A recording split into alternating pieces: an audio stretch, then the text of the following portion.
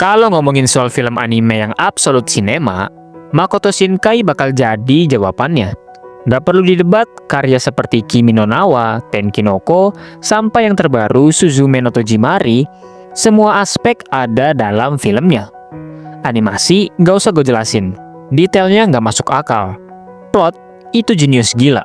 Kapan lagi lu lihat film genre romance dicombine sama genre sci-fi?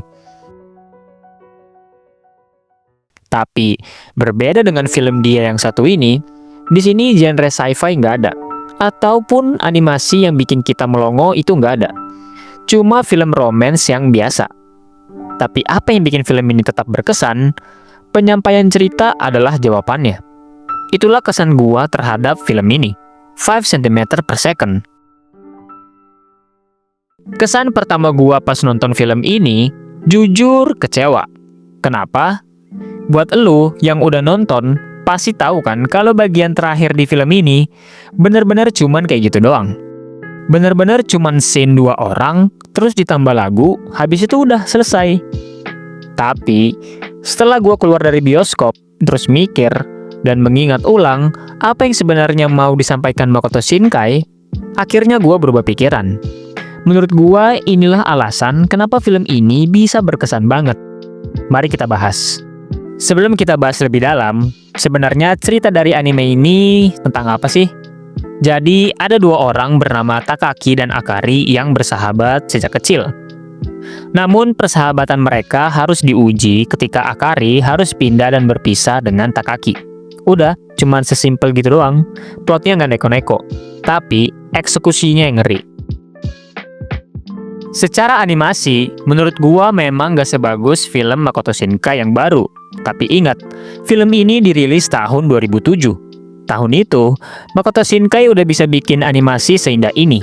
Bahkan animasi besar kayak Naruto Shippuden atau One Piece di tahun yang sama, belum bisa menyentuh detail seelegan ini. Tapi, apa yang bikin animasinya berkesan? Kalian inget gak scene pas Takaki mau ketemu Akari di stasiun? Perasaan resah Takaki itu disampein cuman pakai animasi. Dari dia yang bingung nyari rute kereta, sampai tiba-tiba keretanya harus delay karena salju. Penonton itu dikasih lihat Takaki yang terus-terusan ngeliatin jam. Nggak ada narasi berlebihan, nggak ada musik yang berisik, bener-bener hening.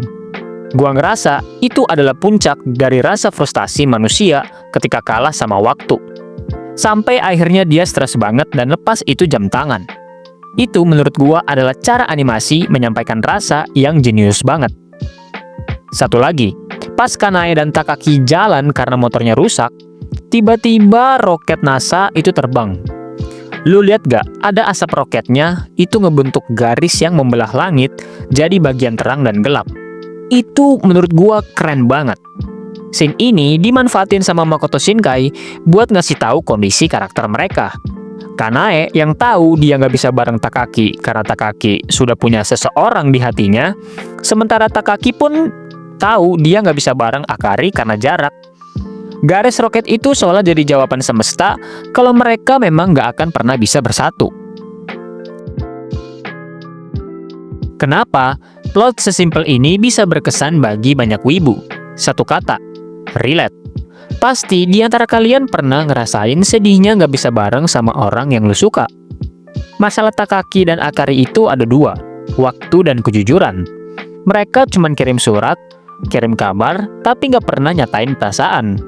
Akari akhirnya merasa kalau memang nggak direstui semesta, ya harus relain aja.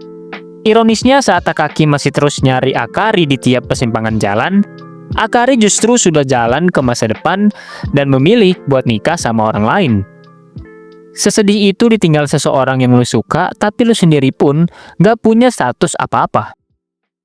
Gua sempat mau bilang film ini jelek karena endingnya gak ada klimaks. Tapi setelah gua cari tahu arti lirik lagu One More Time, One More Chance, pikiran gua berubah.